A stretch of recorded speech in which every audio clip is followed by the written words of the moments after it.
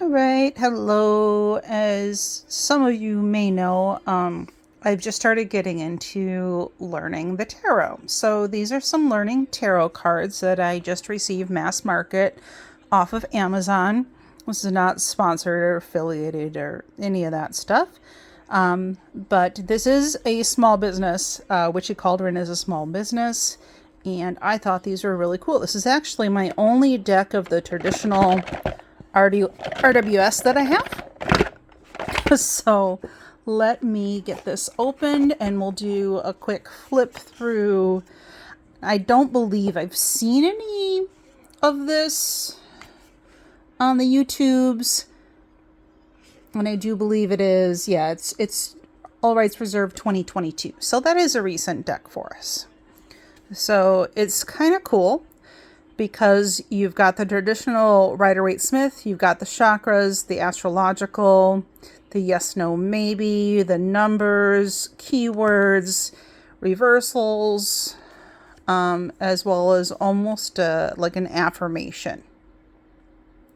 So these are really cool.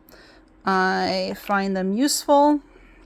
So I'm just going to do a quick flip through kind of as we go. I'm going to put them back in the box as we kind of walk around here. My thought process here is to keep this deck in order, and when I am drawing from another deck and I want to compare it to the traditional, I kind of then will have everything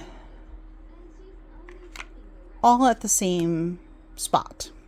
I have a notebook where I've been kind of gathering information together too, so I can just turn to it per card and not have to look at each card in each little white book or otherwise that come with it.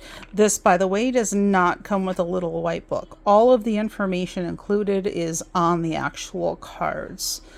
I've got to look at this a little bit more because the yes, no, maybe are different.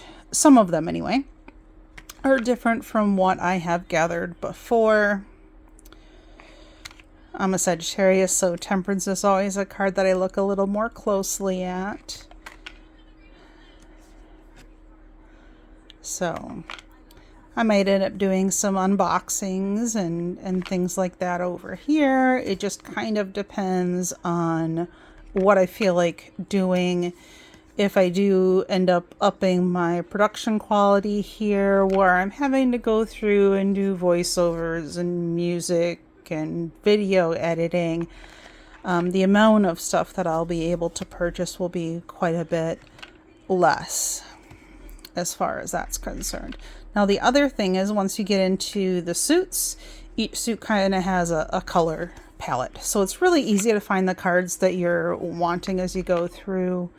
Most of us are familiar with the traditional Rider-Waite-Smith, so I'm just going to go ahead and go pretty quickly through this here and see how we go. I appreciate the chakra thing, but I can never remember which is which. I know it goes bottom to top as far as the chakras are concerned, but there's two blues, and that always gives me a little bit of a throw. Let's see, there's this in here. Right, which is probably crown, not throat. But I don't know. I gotta look up the actual symbols. And yes, I know I can Google it and find it out, and I will. Oh yeah, it does also have a keyboard up here. And I do watch a lot of Lisa Papez's videos. And she has her Tarot with Training Wheels series. And a lot of these cards actually have the same keyword on them as what she recommends putting on your cards as far as that kind of stuff is. So, like I said, this is the only traditional Rider-Waite-Smith I have. The other closest one I do have is I have the Llewellyn Classic Tarot in the mini size.